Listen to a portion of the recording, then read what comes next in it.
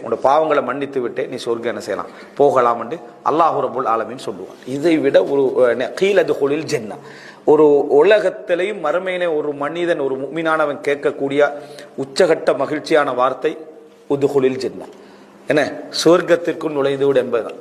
நீங்க எவ்வளவு சந்தோஷமான வார்த்தைகளை கேட்டு விட்டாலும் சரி, இப்படி ஒரு சந்தோஷமான வார்த்தை என்ன செய்யல கேட்கல. யாரிடமிருந்து? அல்லாவிடமிருந்து.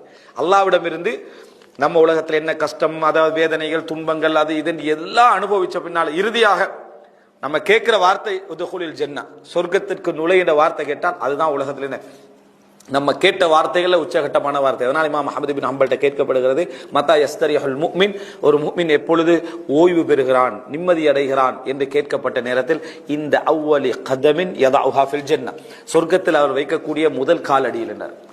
சொர்க்கத்தில் அவர் வைக்கக்கூடிய முதல் காலடியில் தான் அவன் நிம்மதி அடைகிறான். யஸ்தரிஹுல் முஃமின். இல்லை என்றால் எதுவாக இருந்தாலும் சரி, ஏழையாக இருக்கலாம், பணக்காரனாக இருக்கலாம், பொறுப்பாளராக இருக்கலாம்,